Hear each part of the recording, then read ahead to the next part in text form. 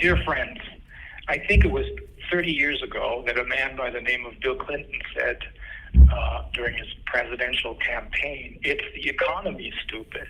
Well, he was wrong. It's not the economy, stupid. It's justice, stupid. Because without justice, everything is nothing. As without justice, everything else, including the economy, as we're seeing right now, is constantly in danger of being destroyed, willfully and arbitrarily, and most importantly, with impunity. The crucial cornerstone of justice is, as everyone knows, the truth, and nothing but the truth. And anything standing in the way of the truth is not justice, but it's obstruction of justice. Therefore, obscure procedural rules that are used, or rather misused, to make sure that the true facts will not be heard and seen by the people in whose name judicial decisions are announced, amount to official obstruction of justice, automatically turning a criminal proceeding into a travesty of justice. That is precisely what has been going on in my case right from the very start. I'll spare you the details of what happened. Those details will come next week for those of you who are interested. Suffice it to check the following 6 boxes here. The first 4 you already know, but the last 2 are the ones that really, really are a blatant destruction of the rule of law. First, a German kidnapping in Mexico was disguised as a fake deportation. Second, I was and still am denied a fair hearing in this proceeding, with vast amounts of evidence being withheld from the defense by the prosecution. Third, the prosecution and the court are covering up the theft of more than €1 million by my accusers. Fourth, after the original fake charges brought against me had collapsed, the court invented brand new facts and immediately declared the hearing of witnesses closed, refusing to hear the defense's witnesses who would have and will rebut these brand new invented facts. But here's number 5. The court has been ignoring my former co-host's attorney's written statements that spells out that the court has the facts wrong and that I did not and could not have committed a crime that caused any damage to the Corona Investigative Committee's corporation, that corporation on whose behalf the accusers claim to be acting. And 6, this tops it all. In order to keep the lid on this, the court ordered it's obviously in panic mode now, but it ordered the case to be continued as a written case, the trial to be continued in writing so that the defense will not be able to explain their case and their motions orally to the people, the public, anymore.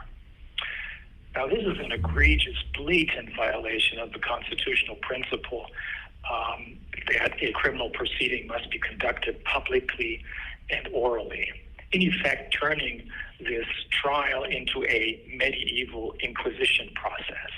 But the responsible Chief Justice, of course, claims that he is acting in accordance with the law and the rules of criminal procedure. Well, he doesn't. On the one hand, this is what he says, and on the other hand, that's what he does. Actions, of course, speak louder than words, and talk is cheap. Or as my ex-girlfriend Anita, an American Jew from New York City whose loving Italian grandparents reminded me of the family from Moonstruck, always says, all wash and no hangout. And that's what we're seeing in Gaza, too. Remember what the former high-ranking UN official Călin Georgescu from Romania told us in an ICIC interview, one that I did at the very end of 2022 in Bucharest. The UN has been captured by the World Economic Forum. When they say peace, they mean war. When they say health, they mean illness and death. Everything has been stood on its head. And isn't that what we're seeing in Gaza? Now they assassinated the Palestinians' chief negotiator in the so-called ceasefire negotiations, all the while declaring, of course, that they want peace to be restored. No, this is not about Israelis against Palestinians. It's about justice. It's about finding out who's behind this, who's calling the shots, and who's profiting from all this. Cui bono? That's the question. I wouldn't be surprised if the very same people who are behind the Ukraine war, the CO2 hoax and climate panic and the virus and pandemic scare are behind this as well. And I think you wouldn't be surprised either. Well, we'll find out. And that's what they're scared of. That's why they're scared of us, the humans whom they failed to turn into robots. As my American brother Michael would say, they're scared shitless.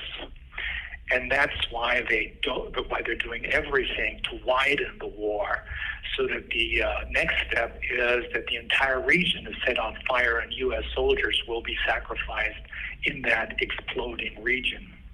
Well, they cannot and will not succeed.